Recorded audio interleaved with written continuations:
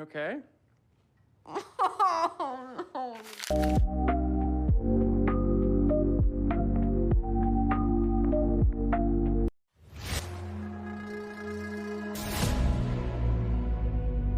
Let's play a game, shall we? Imagine Legends of the Fall. Rustic ranches, Brad Pitt's long hair, yes, this is vital to the plot, men going to war, all that madness. Now, fast forward 100 years. Blast Taylor Swift in the background and boom, you've got The Summer I Turned Pretty. Different eras and hairstyles, similar plot elements, brothers, a girl in love, and a love triangle messier than a modern divorce proceeding. Current Champs here once again, and I'm certain that this isn't your first time hearing about a female lead chasing after the fun, cute, and exciting male lead. And surprise, surprise, this won't be the last. Let's first talk about Samuel Ludlow, the brother who was actually chosen, before Brad Pitt pulled up when it was his time to introduce Susanna to the family. But okay, maybe that was on him. Never introduce your girl to your Hollywood star-looking brother.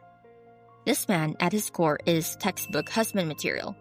Educated, noble, loyal, the kind of guy who'd write you love letters by candlelight and then politely apologize if the ink smudged. I mean, that sounds like a catch even today. When Susanna first shows up, Samuel is head over heels. He treats her with respect, proposes, and introduces her to his side. They were already picturing the white picket fence future. Susanna's entry to the ranch literally feels like the finale to a Disney movie, when it's time for the princess to settle down with her knight in shining armor. Wow. He doesn't play games or mope around in a hoodie, and he certainly doesn't wrestle with bears, even though that's crazy aura farming, admit it. Samuel is no full-blown action star, but I don't think you really need that in a marriage. In any sane universe, that should be enough. But remember, this is Legends of the Fall. He's in all his wholesomeness. He gets sidelined by his older brother, Tristan. The guy played by Brad Pitt. And if that's not the final nail in the coffin, then guess what? Samuel dies in World War I. So instead of wedding bells, he has funeral bells ringing for him. After this, Tristan is technically discharged, but he doesn't immediately come home. Once he does, however, what follows is this chemistry, this almost explosive connection between Tristan and Susanna. To give credit where credit is due, Tristan did feel bad about it. I mean, it's not every day you just slum it with your brother's widow. So despite the clear passion they had at the time, they were not endgame. Tristan was mainly struck with guilt and immense grief over his little brother's death. War II brought tons of trauma, which is expected. You don't come out of that as the same man you were. So he pulls the classic, I need to fix myself first, and leaves home to travel for a while. That marks Tristan's second disappearance from everyone else's lives. And by a while, I don't just mean a few months, no. We're talking years. Long enough of a time for Susanna to settle down with someone else because Tristan made it clear that she shouldn't have to wait for him. So what does Susanna do? Her actual fiancé bit the dust. The love of her life will return God knows when. That's where the oldest brother, Alfred, comes in. Now, Alfred would turn out to be the big shot in the family. Congressman with a running business and a nice home. Initially, Susanna declined his advances earlier in the film, but she later marries him anyway. After all, she could be waiting ages for someone who won't come back, so may as well, right? Surely she won't regret this. He's a respectable gentleman too, right? Right. Now, let's first hop on over to Cousin's Beach, because Jeremiah Fisher is he's a character, for sure. But let's give him his flowers for now. Jeremiah, for starters, is quite literally described as the golden boy here. He's affectionate, fun, the guy who'll always be there. Take a mental note of that. That's going to be crucial later. If Conrad is brooding in the corner, keeping his distance as he does, Jeremiah is the one dragging you onto the dance floor, making sure you have the night of your life. So, yes, he's the textbook life of the party, not a dull moment with him around. And Jeremiah is pretty straightforward. He says how he feels, and you can really sense his energy from a mile away. He tells Belly he loves her before she even wipes the toothpaste off her mouth.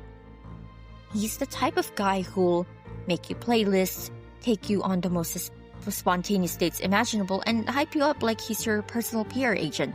And yet, he still gets treated like the backup plan. And even he knows it. I thought I could do this, but I can't. I need you to look me in the eyes, and tell me you don't still love him. But let's now unpack the boys. You know, the ones who Susanna's and Belly's hearts really beat for deep down. They're not even trying to hide it, if I do say so myself. First up, look at Tristan. Bruh. This man got away with fighting an apex predator and only sustaining a sizable scratch on the arm. Call it plot armor, but it's pretty clear he's marketed here as the cool guy.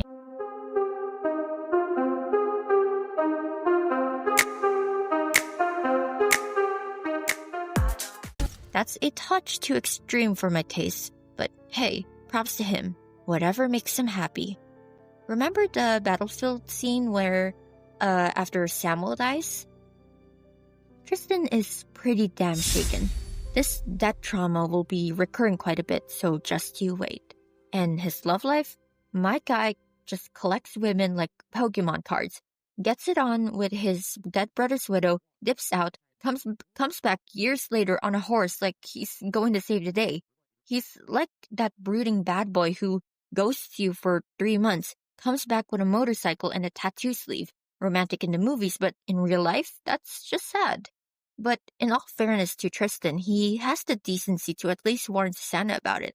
Still sucks for her though, but then again, what do you expect from a relationship built on grief? Then we've got Conrad. Now, if we're going to look at it very closely, it sounds like I'm just running my mouth here, because isn't Jeremiah the carefree brother, the fun, crazy one like Tristan? Well, here's the thing. Even though Jeremiah is the more thrilling one to be with, Conrad, his older brother and Belly's first love, is the one Belly seems to feel more regret for, in a similar vein as Susanna towards Tristan, even if Belly says otherwise. Give it some thought. Why is she so angry about Conrad leaving back then to improve himself? And more importantly, why the hell was she quicker to forgive Jeremiah when he admittedly cheated on her despite the 4 years they had together? The answer in my eyes is this. She just doesn't love Jeremiah the way she did with Conrad. Sure, they're the ones closer to tying the knot, but Conrad had been her longtime love, the one she has always wanted, the ideal. So maybe she did mean what she said when she told Conrad that he hurt her more. Conrad did, after all, become elusive and took back his feelings. I'm sorry. I'm sorry. I feel like I keep doing the wrong thing when it comes to you. From the joke the other day, it's all my fault. I'm sorry. I'm sorry. I'm sorry for screwing everything up. This must be really hard. I don't want to see him. Seeing himself as a setback at the height of his grief for his recently deceased mother. It's as they say, betrayal never comes from a stranger. Conrad leaving sounds tamer than Jeremiah cheating twice, but it's a lot easier to get hurt and disappointed by someone you've loved for longer. Belly has more feelings invested in Conrad after all, so it would make sense for this to affect her more, even if it makes us scratch our heads. There's a full moon tonight. I wish we were looking at it together. Me too. As of the time I'm recording this, things are looking bleak for him and Belly. Not to say that things are any more hopeful for her and Jeremiah, when Jeremiah infamously had a fit over a damn cake flavor. But oh well. If Belly fully commits to the shitty choices route in the end, and she eventually goes with the frat boy who's willing to go into deeper depth over bougie chocolate cake, there isn't much to be done. Hopefully his muscles and blue eyes end up making it worth her while, if ever. But here's the uncomfortable truth. The girls here messed up big time. They know it, and that's what's making things worse for them. See Susanna over here. She rolls into Montana, engaged to Samuel, but the second she sees Tristan mugging everyone on screen, she's like, oh damn, I picked the wrong brother. Ma'am, your fiancé is standing right there planning a life with you, and you're looking at prime Brad Pitt. Not to say no one else would, but I'd have my head in my hands if I were Samuel. Then Samuel dies too young, and she rushes into marrying Alfred while secretly writing letters to Tristan, clearly not letting go of him either. She didn't just love one Ludlow. She collected all three, but only had her heart set on one. And when Tristan inevitably starts a new life with someone else, Susanna completely collapses.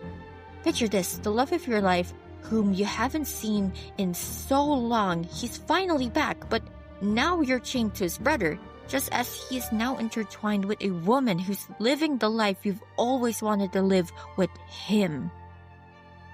See this devastation on her face? And is this the end of Susanna's misery? Nah. Her being barren adds a sting to the fact that Tristan and his new girl have 2 kids. She always wanted to bear children for him, but she physically couldn't. Naturally, who wouldn't feel like crap seeing someone achieve something you could only dream about? Then Isabel, she dies. Saw that coming? Well, problem was, Isabel got killed in this conflict with a corrupt police officer. Again, Tristan is plunged straight into grief, because really, first his little brother and now his wife, both gone before their hairs could turn gray. So maybe it's not over yet for Susanna. What do you do when your crush's partner dies? You shoot your shot again, even if that crush is currently jailed for nearly massacring the dude responsible for his wife's death. So Susanna visits him, and she makes advances, showing him she still feels something for him after all those years. But Tristan, he refuses these advances. While not said explicitly, we could see that he's already moved on from her. Isabel was endgame for him, and now that she's gone, he won't be quick to just rekindle things with Susanna. Even if Susanna is still devoted to him, hopelessly so, is what he tells her. The way he says it isn't unkind, but you could feel the closure there. They were a fleeting moment in the past, their then relationship born from grief before ending with guilt those years back. And how does it end now? Well, to put it bluntly, Susanna takes her own life. It's a mixed bag of her regrets, the pain of having witnessed someone live out your dreams scene by scene, and the torment of a now unrequited love you could no longer return to. While Alfred's the one she was bound to on paper, she still had Tristan in her heart deep down. This unconditional, undying passion later became Susanna's torment, and you'll see love like this in many other novels or films. All this didn't just end her story alone. It poisoned the entire Ludlow family, leaving guilt, grief, and chaos in its wake. Now, let's look at Belly. Even though Conrad is her OG true love, Jeremiah offered her the now. What do I mean by that? Here's the thing. Like I said earlier, Conrad left Belly. He too had to work on himself, especially after their mother died. He took back his feelings due to his instability at the time, then imposed distance. Jeremiah, on the other hand, offered Belly something simpler to stomach, choosing her now, barring the distance Conrad put into place. He seemed easier on the heart, which is why now, Belly has to justify her decision of saying yes, especially now that Jeremiah is appearing to be the wrong choice given his actions. It felt different. Trust me, he's been weird for months. Just forget him. Ellie, I think about you. Look at her options at the start. Good-looking guy who's in medical school and has a solid plan, or the other good-looking guy who's the golden boy and the life of the party. Now, depending on who you are and at what point of life you're currently in, your answer will depend. Logically, if we're speaking long-term here, you're probably quick to think, well, the educated one who's not in $20,000 debt for sure. But Conrad at the time, he couldn't give her his full attention, whereas Jeremiah, he is how he is, living in the now. When you're young and you want to live your life, it's easy to rush into things. No different from Susanna settling with Alfred even if he isn't really the one whom she has in her heart. So what now? Decisions. You could enjoy the moment for now, then someday settle down for practicality's sake like Susanna. Forget that. Or it seems that what we have to do is take a page out of Isabel's or Belly's book. Settle down with a fun-loving, carefree guy like her fiancé Jared. Jared cheated on you when he was in Cabo. Oh, never mind. It seems like we're in quite the dilemma, huh? Let's ask ourselves here. Is going for the heat of the moment love forever inferior to the marriage material partner? To be honest, the answer's a lot more complicated. Just look at what happened to Susanna. Tristan's rejection definitely pushed her to the brink, but that helplessness in eventually needing to settle down considering the different era egged on her. In the end, Alfred was by all means a good choice realistically. Her heart didn't beat for him, and I wouldn't be crazy to argue that love should be built on the foundations of affection. How are you going to be happy if that man gives you a house but not home? How can you learn to love someone if they just aren't who you're looking for? Like, that's gotta hurt big time for Alfred. We've established that he does love her. He wanted her to be happy even, but Tristan already had his own life going on. Imagine all this in the eyes of Alfred, the same man whose own mother left when he and his brothers were just young boys. His mom couldn't adapt to this new life with them back then, and now Susanna couldn't cope up with having a life with him, even after everything. After all, you couldn't force a certain happiness on someone if it's pretty clear that they'd be smiling at something else with someone else. And Conrad isn't without flaws too, even if I do sound biased earlier.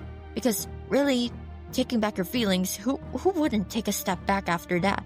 That'd feel like a slap in the face from someone you cherished. The thing about love is that it's no different from a sandcastle. A good one takes so much painstaking time and effort to build. But one wave, just a singular wave, it could be enough to wreck it all. And let me tell you this, grief is one hell of a wave in both stories. You see how bad it affected Conrad and Tristan alike. So like with many other things, everything boils down to finding a good combination of both. Passion and practicality, true love and a concrete future. Someone you could do taxes and take a ibuprofen with without feeling bored out of your mind. And how can you find that? With patience, of course. But I don't want you to be just patient. You also need to learn when to call it quits. Sure, you can take that party boy and say, I can fix him, but can you really? Can you really change a man's ways when he's perfectly happy where he is? You're more likely to fail in doing so. I'm not saying it to be mean. I'm just laying it as it is. People will only change if they want to do so themselves. If your man is pushing 30 and he'd still choose fancy chocolate cake over mortgage, then you better start thinking if you haven't already. Another thing, I read somewhere that to truly love someone, you have to like them first. Yeah, this seems like basic maths, but hear me out on this. Do you feel happy thinking about waking up next to him? Do you feel at ease of doing mundane stuff with him? Or do you just feel burnt out already at the thought of even sorting out your passports with him? 如果有来生，我还是会选择和你一起报税、开洗衣店。 If that's the case, put more thought into how you feel. To love someone, you need to actually enjoy their presence first. Otherwise, you're just forcing yourself into a costume, parading it as the rough reality of love. While it's true that there will be days that you two glare at each other over the dinner table, if you find yourself constantly wishing for someone else to be by your side, then you do not love him. Weigh your preferences and your priorities. Choose carefully, but do not be entitled. Consider what kind of person you are. Do you need plenty of assurance? Do you prefer having more personal space? What about kids, career? Think of all those things. Set what is most valuable for you. When you know what you're actually looking for outside of the fun times, it becomes much harder for you to get swayed by this heat of the moment. And if things don't work out the first time, then keep improving yourself. Be someone a person could feel both passionate and deeply loving for. Just because you've lost once doesn't mean you will no longer gain. You'll come to find love is nicer when you let it come naturally instead of forcing it now. Whether you're overthinking the future or you're a firm believer of messing around while you're still young, you better be thinking your decisions through. You better be thinking your relationships through.